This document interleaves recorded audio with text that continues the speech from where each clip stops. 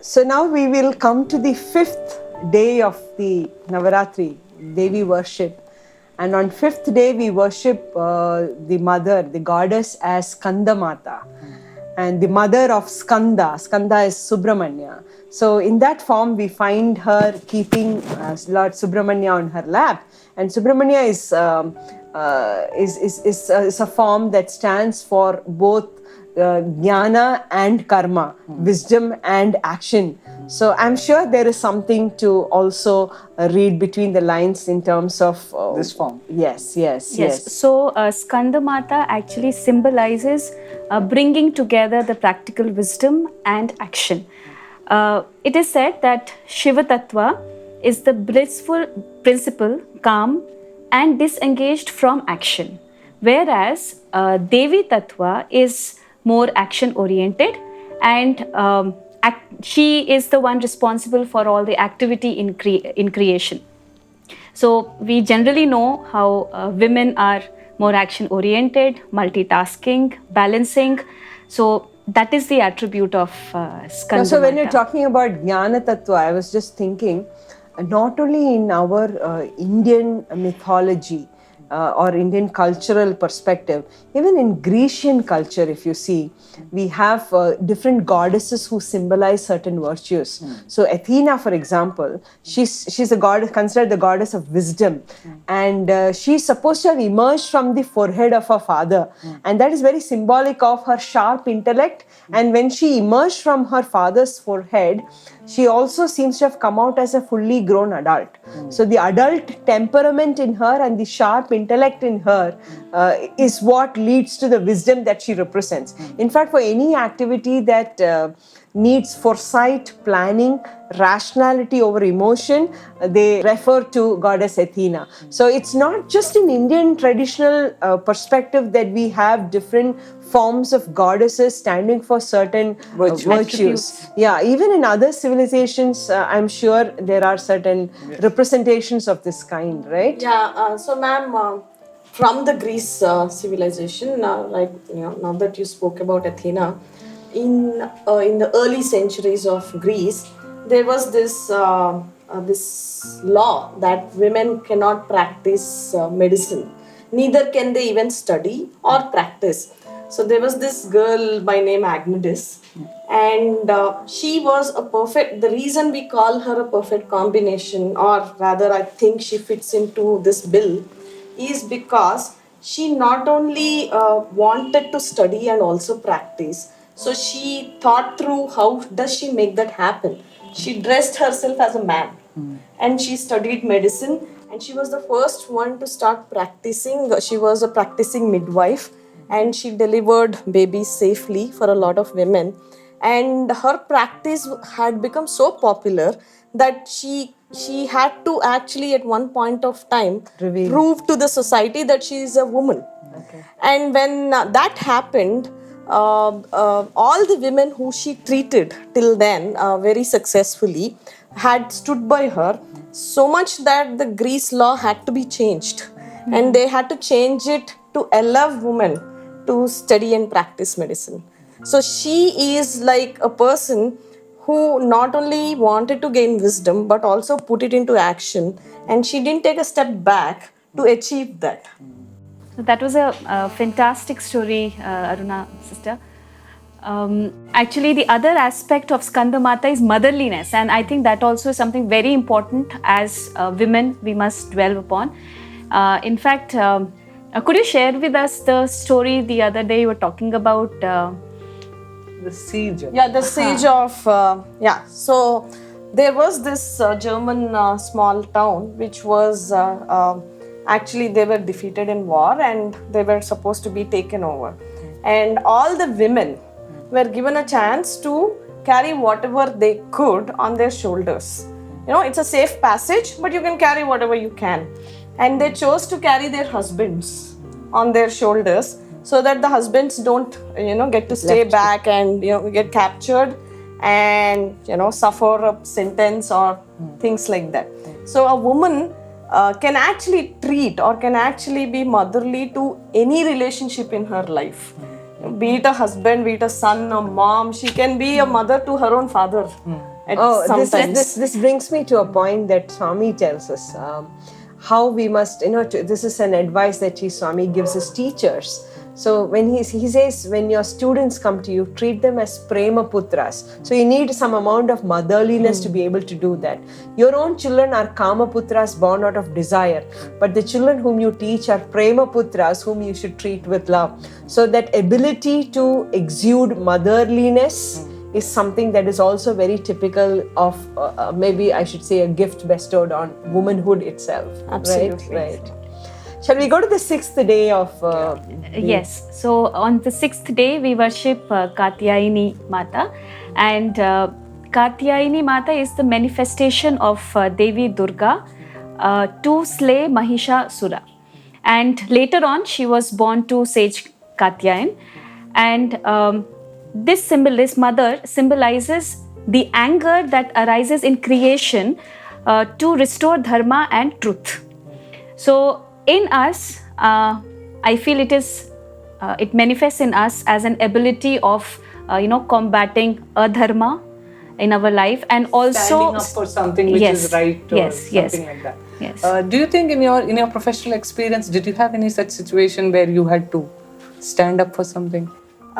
Yes, ma'am. So on a work front, especially India is still improving on the women diversity percentage when it comes to corporates and in leadership roles especially. So you often tend to feel a little alone, right there. So there is a saying there is a professional name for it. It's called tokenism. And there is a very fun saying that it's quite lonely at the top. That's why a Lamborghini has only 2 seats. It doesn't carry too many people. You won't have too many friends. So at one point of time, I had a real dilemma in my work front. And obviously, it's a forum which decides what to do or how to go about a certain situation. And I knew in my heart that that's not exactly the right definition of doing things.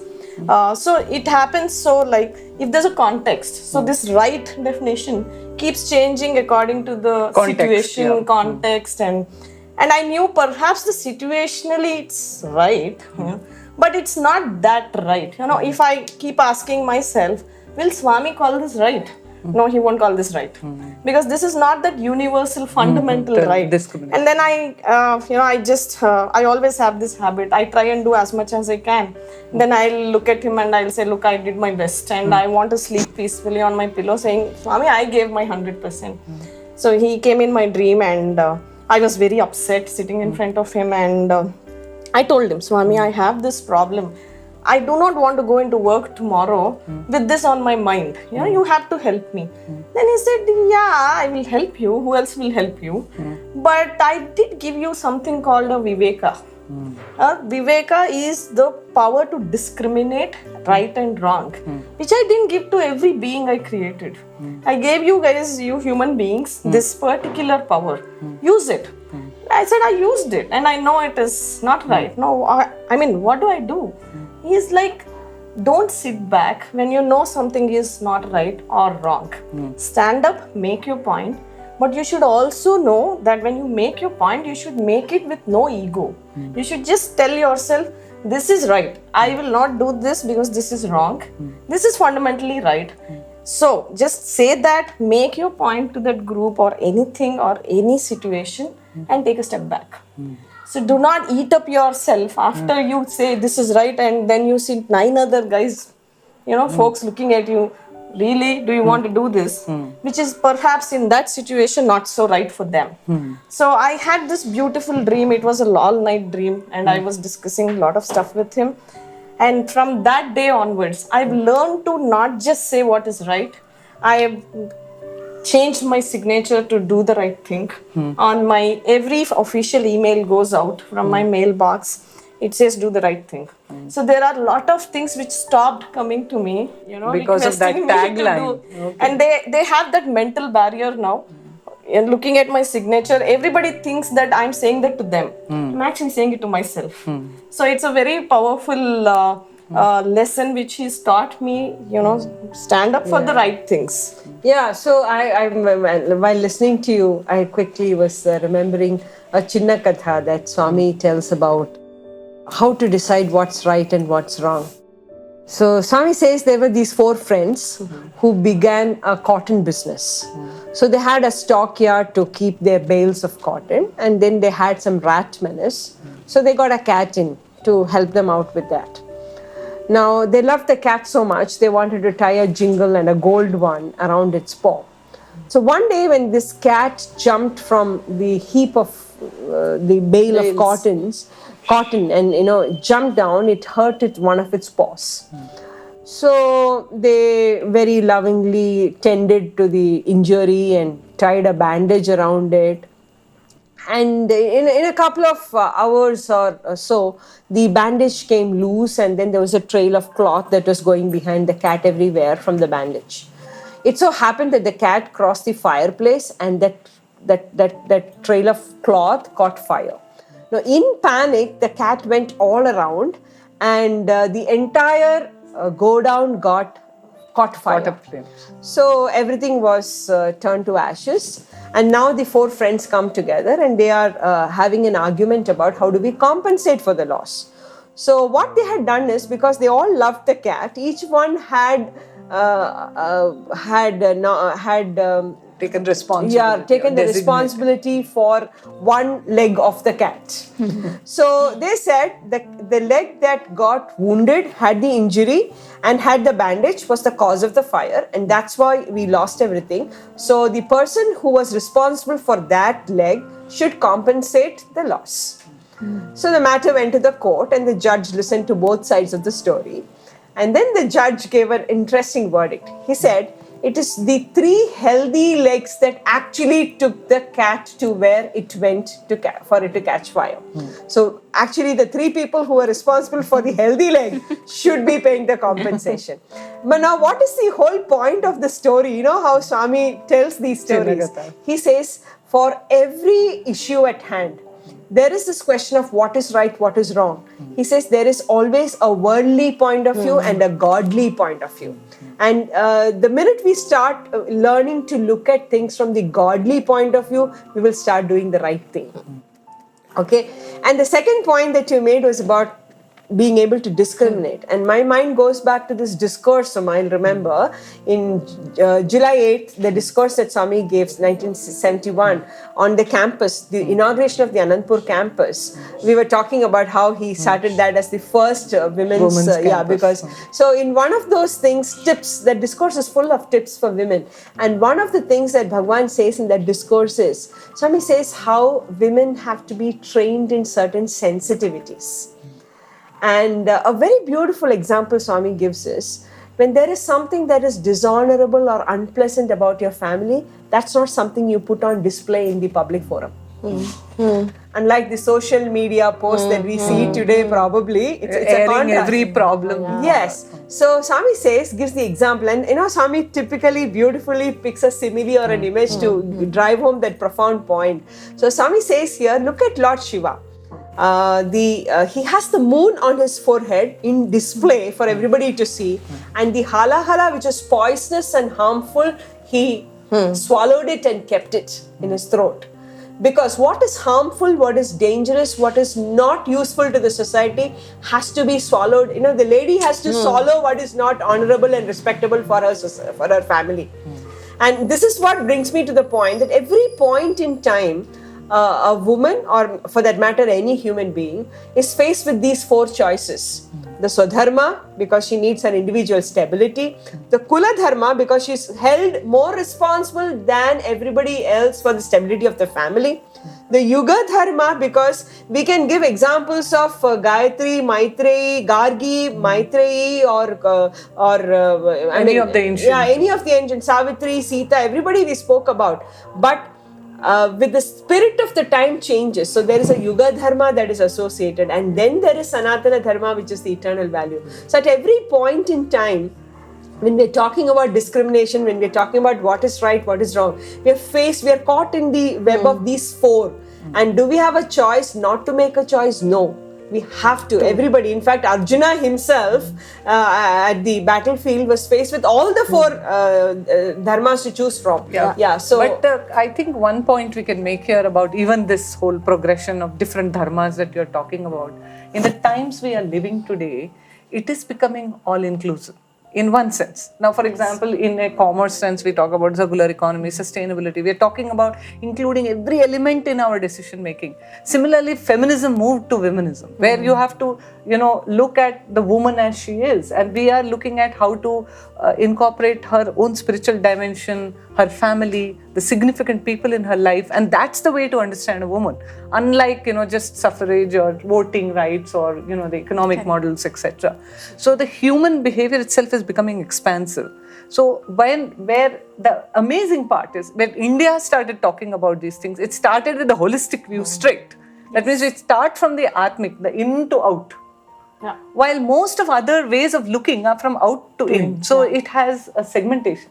So in one sense, all the arguments that we have, this is not right, that is not right, it fully gets classified in those four dharmas that she says.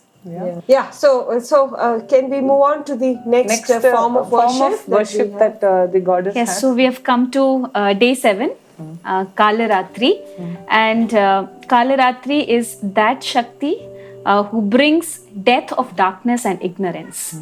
So we see how Devi, the story goes like how Devi Durga took the form of Kali in order to slay Shumbha, Nishubha in the form of Kaushiki, then Chandamunda in form of Chamundi, and finally Raktabija in form of Kali. And by keeping evil away, Kalratri is also a symbol of bringing solace to the world. And when we talk about her, the attributes that we can find in us, it is that ability in us that helps us to fight the demonic qualities within us. And also it is the same quality that helps a mother fight against all odds to protect her child. Yeah. So when you say how the mother protects the child from dark thoughts, the first instance that comes to my mind is that of Jijabai.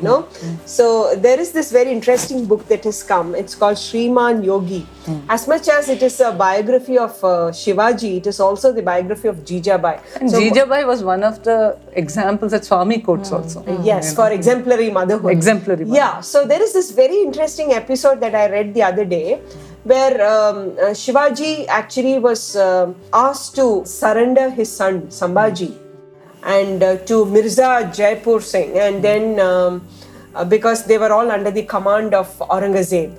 And instead of surrendering the forts, he had to surrender his own son. That was a choice given. Yes, and then he returns home obviously distraught and despondent and desperate, refused to see anybody or eat food. So Jijabai decides to go and see her son and inquire after him.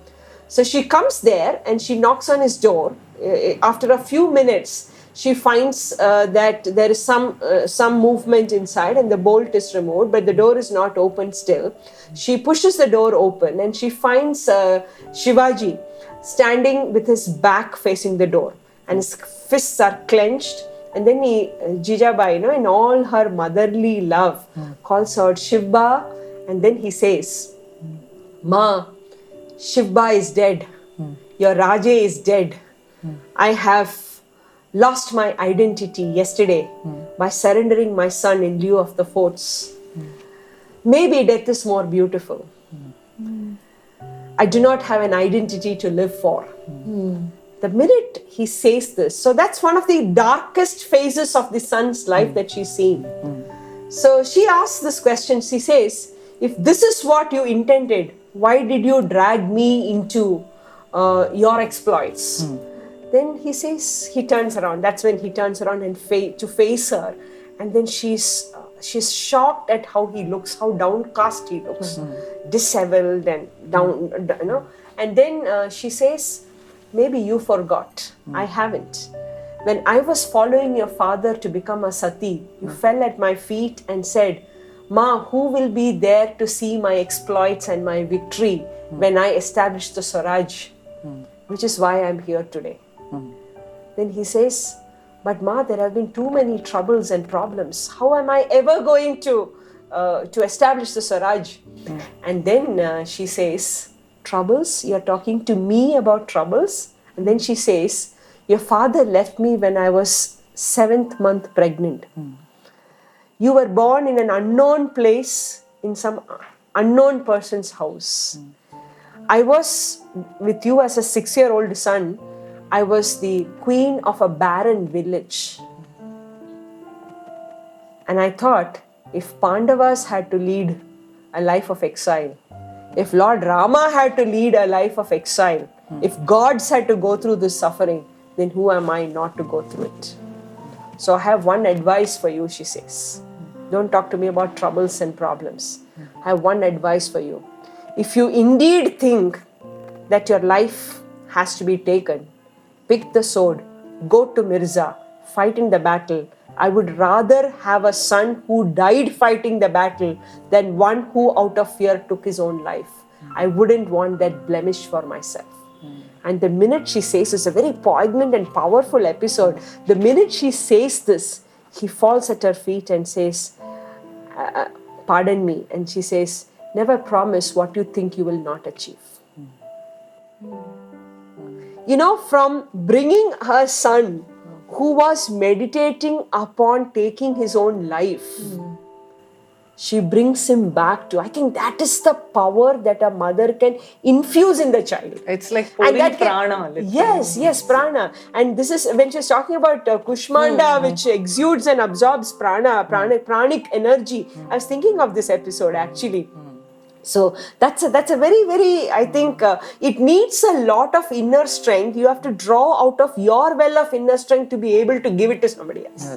Yeah. And which a mother probably does on an ongoing basis. Yes. So now we have reached Ashtami, very auspicious in this Navaratri series of 9 days.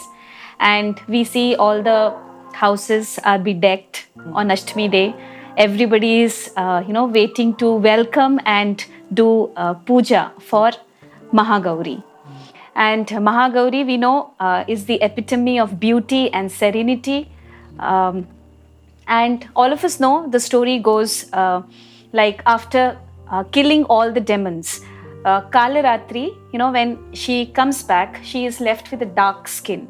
And it happens that, Mahadev, as he sees Kalratri, addresses her as Kali. So she was a little upset. She doesn't know what to do. So she goes to Lord Brahma and asks him, what's the solution? So Lord Brahma tells her, go to Mansarovar and bathe there. So she goes, dips herself in Mansarovar, and there she's separated. She separates herself from the dark side and gets that, the beautiful form of Mahagauri. And that dark side that separates from her is Mother Kaushiki, who actually kills Shumbha Nishubha. Now, of course, this is a very much manifested part of Devi in every woman. I was just thinking when you said this, see, even for a woman, on one side we describe Devi as very beautiful. On the other side, we describe us as somebody fierce and fighting or waging a war to keep away evil. So even for a woman, actually this is true. The polar sides that we see. You expect her to be gentle and compassionate. But there are times that one needs to be aggressive and stand up against adharmic practices. So it is the need to reconcile these two opposing forces that probably is a huge challenge, especially for a woman, because gentleness is expected, but at the same time some amount of aggressiveness is required to ensure order and stability. Rajasic guna that we have. Yes. So I think the right balance of sattvic, rajasic and tamasic is what will define a woman with equanimity probably. Yes. Yeah, and also, ma'am, when we've seen 7 forms of Devi till now, and we are in the penultimate one. So when we go back to think on each of the aspects of each day, we can also say that the active attribute of a woman is definitely the one which is seen, which is visible. There's an invisible perhaps a combination of 2-3 more attributes which that particular woman doesn't believe in projecting. So each of us can be a combination of more than 2-3 forms or even more than 3 forms of the same Devi and all those attributes. So I was thinking about when she said epitome of beauty. There was this American actress in early 1900s.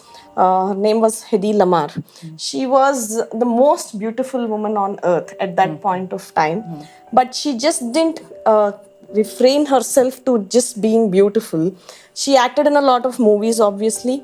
She went on to try producing when no woman was even thought about being capable of getting Directing. out and doing things like that.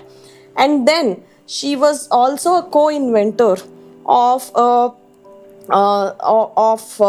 things like a traffic spotlight. She wouldn't just sit tight when she has some time on her hands. She was always thinking. She came up with a dissolvable tablet for the first time. And she went on to think about how to make communications easier. So she was perhaps the earliest inventor or thought leader on Bluetooth technology and Wi-Fi, which we are so dependent today. So all her life, Hedy always thought about, she wished that people saw that inner beauty of hers and they could relate more to her brains than just her physical the physical good looks or beauty. And the best part about her again is she was super good natured at heart.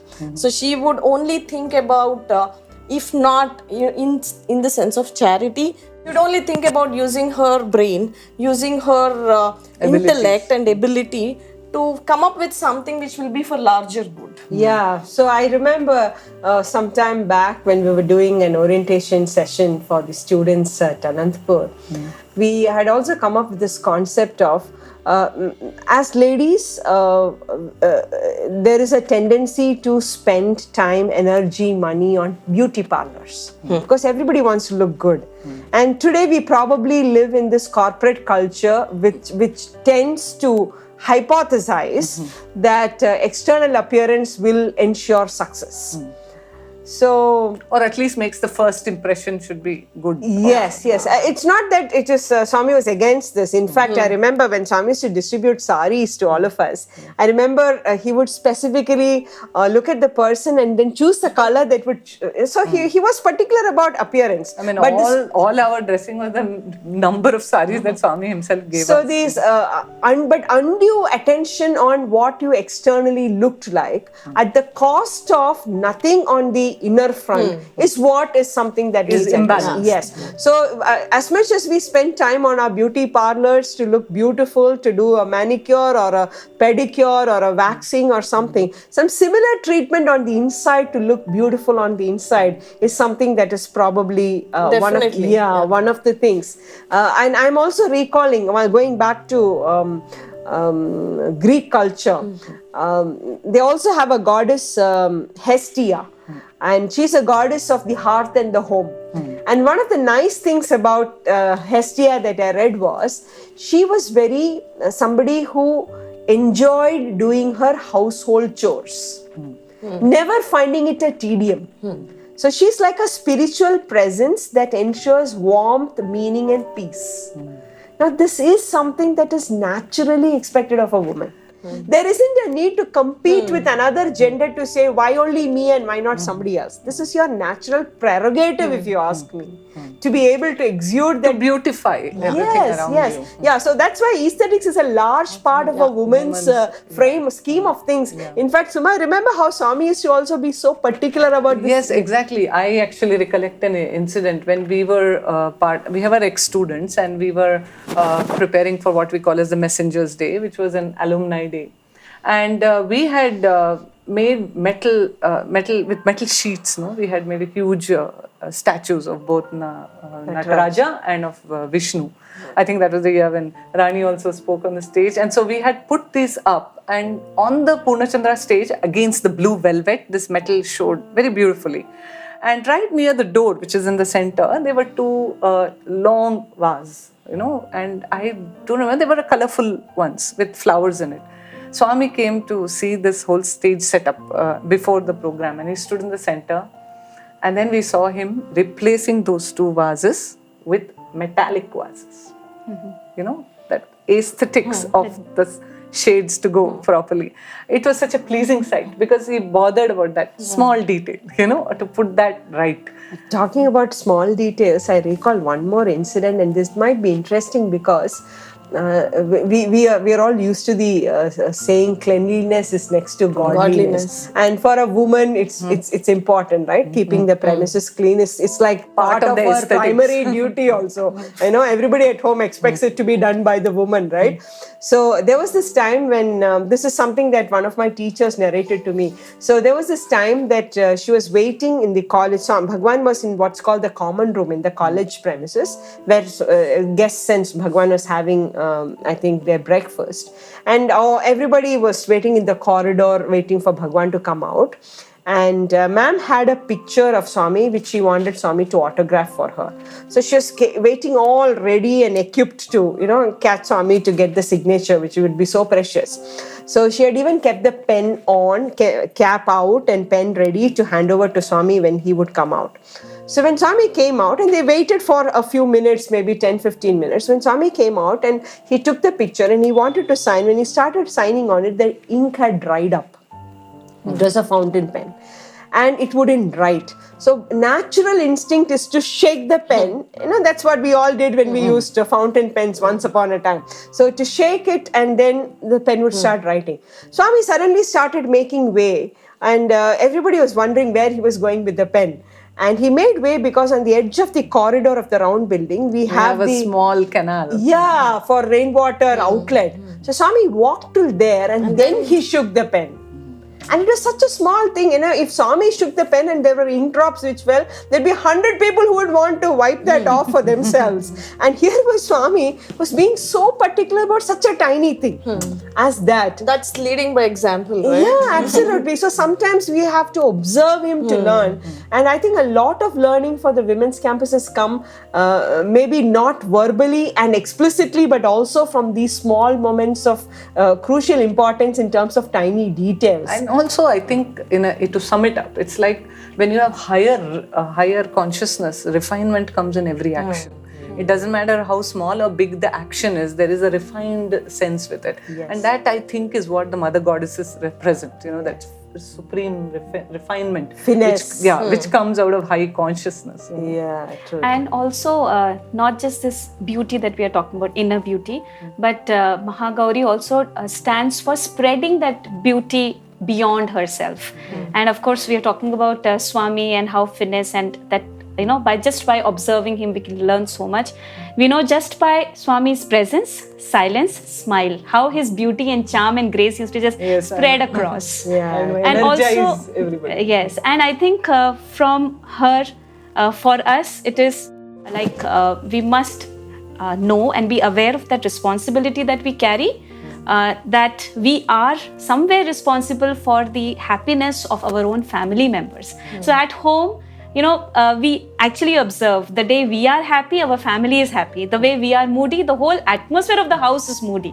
So in fact, many times it happens, when I come back from Anantapur in the evening, it's very tiring journey. But as soon as I enter my house, it's like my house is expecting that happiness, not my work, but my happiness from me. And, my son comes running to me, very naturally, I think that mother instinct is that Mahagauri instinct is there in us, that we start exuding, despite the stressful time, despite the tiredness, we start exuding that natural happiness. And I'm sure the whole house lights up, as soon as I know when I enter my house. You're lucky. Yes. I wish and hope it happens to every woman. Yes. Shall we go to the day 9? Yes. Now we are curious to see the day 9. Navami. And I'm sure again everybody waits for that day, and it is, in fact, in north part of India, we have Kanya Pujan on Ashtami and Navami. So we call some 9 Kanyas and 8 Wash their feet. Wash their feet. and welcome them at home. So I think this is the day when, you know, all the houses are preparing early in the morning prasadam and everything for Navratri. Receive the goddess. To receive Siddhidatri. And Siddhidatri, again, as the story goes, we know when Mother Kushmanda created the universe just by her radiating smile, and then she created the Trimurti. So it was that time when Lord Shiva approached her and asked to bestow him with 8 perfection, siddhis. Then she had bestowed on, as it is said in Devi Bhagavatam, 18 perfections or 18 siddhis on Lord Shiva. So again, So she's a Siddhi. giver of siddhi, giver of that inner power, that that intuitive self that is hidden within us. So Siddhidatri residing in the Sahasrara, the journey we started with Shailaputri, Mooladhara, actually culminates in that awakening of the actual divine power. And when you are at that consciousness, automatically the Siddhis come to you. That is the understanding probably. At a very practical level, it is that perfection that each of us aims at. So she stands for, she's epitome of perfection. Yes. In fact, some cultural program was happening and Bhagawan was praising the students for the well done program. And one of the elders told Bhagawan, all these talents are your gift, gift of God. And Swami seems to have immediately stopped him and said, talent is not the gift of God, talent is God. And I was recalling an occasion when I remember Swami said something similar to Actually, this was more about the perfection part of it. Yes. So we were, this was one more occasion when we were doing stage decoration, and we had made this huge cutout in thermocol of Jesus and Peter. And so it was a 2D diagram type drawing. So Jesus has his hand held up like this. So when this is seen from a front point, the thumb is not seen. So I hadn't drawn the thumb. I just drew these other fingers. So he asked me, where is the thumb? So I told him it is behind. And Swami actually went behind the thermocol and said, it's not there. And then I explained to him, Swami, 2D, if it's 3D, I could have made it and everything. And then he said something very important that time, which I now remember every time I do any artwork. He said that whenever you make great personalities or gods, be careful to draw every element of the, every limbs. Otherwise, it is amount to draw. Now there are and there are some subtle implications. So when we should not draw gods also very casually, because there is some inner meaning in creating the form. That form represents something. And then whenever we used to make it, the next time when we made something, we used to actually read all the texts, understand the measurements. What is the measurement from hand to elbow, elbow to wrist, wrist to this? There are measurements. And so when we use that and draw that, then the form, then it evokes something. So I think, just listening to her, something just came to me. I think scientifically also, generally women are better, or let me say very balancedly wired with the right and left brains. And that gives us a sense of, balance. People generally try and call it an OCD. You guys have a lot of OCD. Finickiness. Why are you so picky? But that is not that. It is just that we want a balance. Just because we are balanced, we have more sensors to smell. We can see 10 shades of each color. So we exactly know what looks perfect, what should be where. So sometimes when I walk into the cabins of my peers, obviously men, and the moment I start discussing, my eyes keep going to their workstation and I keep looking at things which are like teda, which are like not this. aligned. And I'm like, okay, I start getting restless. So nowadays these guys understood. So they keep, they like the aspect of that. They're like, look, stop, we'll clean it up. Otherwise you'll stand up and while discussing you try and put things in my cabin, in an order. It's okay. I understand it's making you restless. So I keep noticing this happens with us more than with men. Yeah, but I think that's a nice point. But Swami has said very nicely the need for inner cleanliness and outer cleanliness and how both are equally important. and typical of Swami with a simile again. And I think in one of his earliest discourses, first or second discourse actually, Swami says, imagine you had a very good shower, cleaned yourself proper, but you go and wear unwashed clothes, dirty clothes. Or think of the opposite, converse. You didn't have a bath, but you wore fresh, ironed, perfect fitting clothes. Both these don't amount to real cleanliness. So an amount of external cleanliness that goes with an amount of inner cleanliness, both of this is equally important in all senses. So I think perfection is also about both Inner the and inner outer. and the Combination. outer. Yeah. So and one of the things that Suma said actually struck a chord. She said all forms of goddesses are purposefully in that form that it is in. And maybe that's what we can close our conversation with, because we have been discussing now about the 9 forms of goddesses, and we discovered how each form has something to convey to us. In terms of, for want of time, we haven't gone into the color of clothes they wear, the lotuses they hold. Everything has a symbolic meaning. Everything is so symbolic. At the moment, I think in our discussion, we were trying to bring out the virtues that they stand for, or the qualities that they exude, because all forms, eventually, if you look at the scriptural perspective, each of these goddesses abide in each of our chakras, from the Mooladhara, Swadhisthana, right up to Sahasrara. So the awakening of each of these chakras is probably, I'm just thinking now, is equivalent to awakening of each of these qualities that are inherent. So isn't the message very clear? That's the Dashara's message must be that the Navaratri, which is spent in worship by men and women, because if you look at it in a broader sense, that's all it is. It's about the worship. Yes. So it is not a mere ritual. When we read Devi Mahatmyam or the Devi Bhagavatam, we spend time in Parayan these 9 days. It also is, and I'm recalling a Chinnakatha by Swami once again. So there was this sage who used to do a lot of yagnas, and he had a domestic cat which would come in the way of his rituals. So he started, whenever he was doing the puja, he would put the cat under an upturned basket.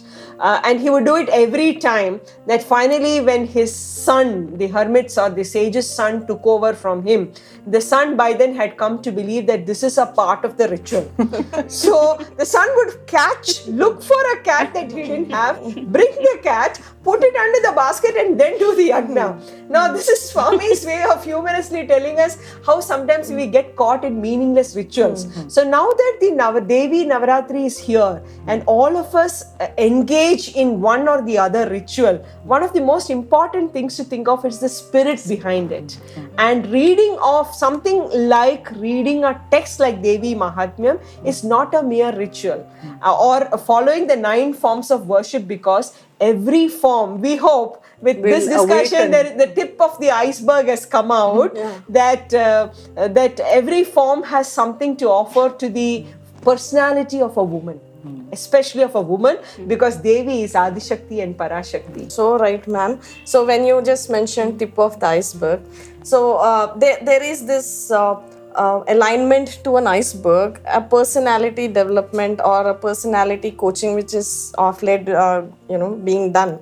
So they equate an iceberg, whether it's a tip or a base, to a human being's personality. So if we have to look at it like all the chakras are all the forms of Devi, the tip of the iceberg is the physical plane. How do you look? How do you talk? What is your body language? What are you actually telling people by what you speak?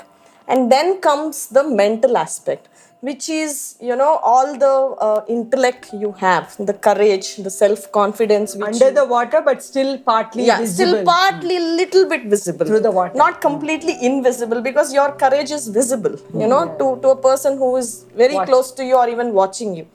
Then comes the invisible part, which is the most important or the penultimate important part, is the intellectual part, which Swami has given to all of us, is the discrimination to do, think, say what is right or wrong. And Vairagya, Swami would So now comes the most important, and which is the basis of that whole huge iceberg, which is mostly seated into the depth of the sea, is the spiritual plane, where you start thinking, how do I go back to Swami? Why did he send me here? Am I on the right path? Who am I? Yeah. So I think the spiritual basis is finally... Actually, if you look at it in from Swami's words, he talks about two dharmas, Achara Dharma, Atma Dharma. Achara Dharma is where all these roles, gender, differences, all this come. When you look at from the Atmic spirit, there is no man-woman. There is no difference. I mean, if you're looking at Adi Shakti, she's just energy. From it emanates everything.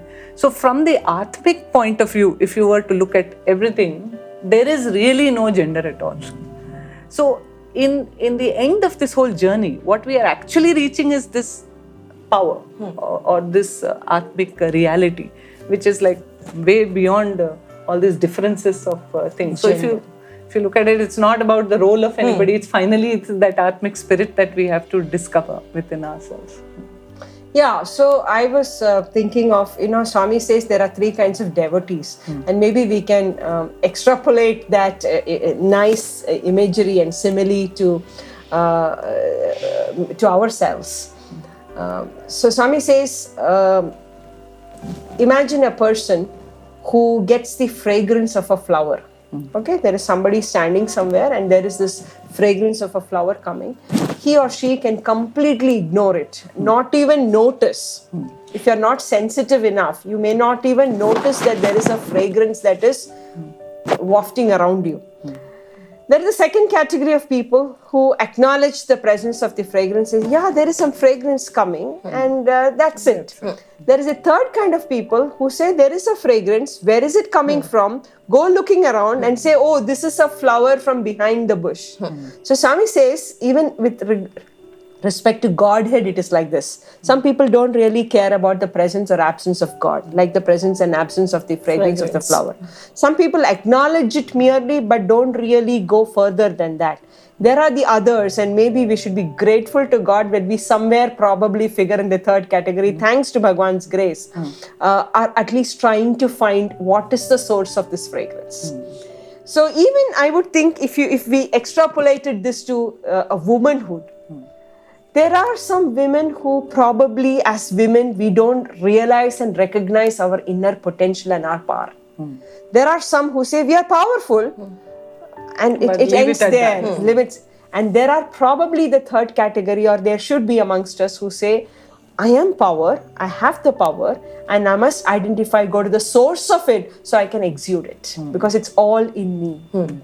Basically, it's a huge journey from an egoic identity to a spiritual identity. Exactly. Cross to subtle. So maybe we can conclude by talking about woman is the feminine principle.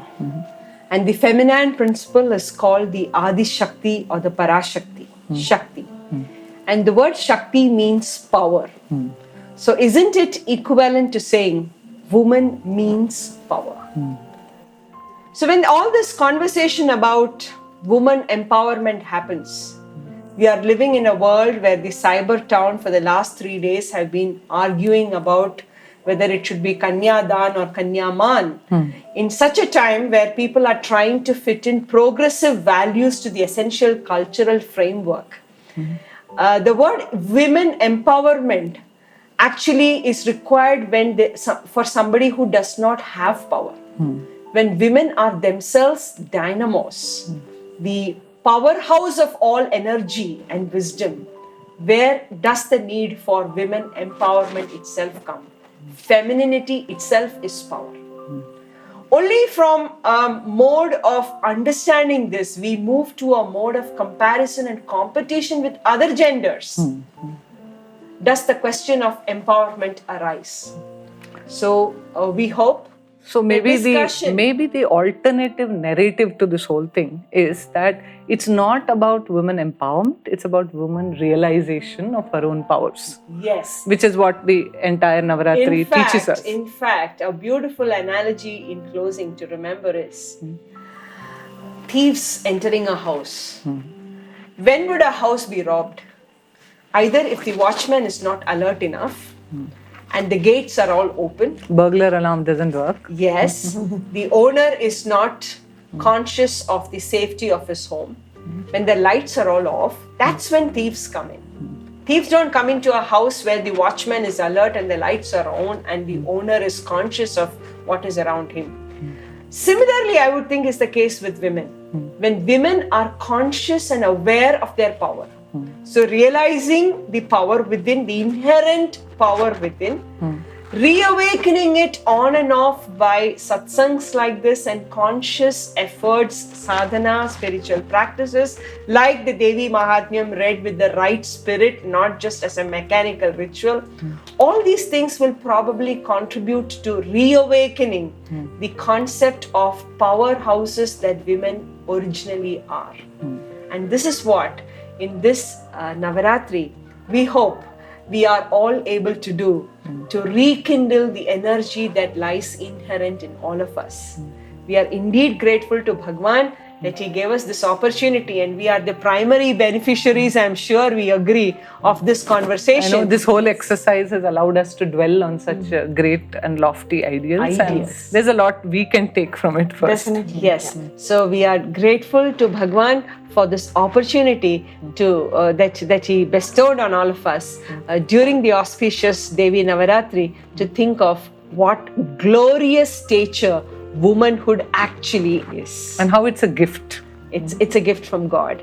Let's celebrate our womanhood and our femininity. Principle. Thank you. Thank you. Sai Ram. Sai Ram.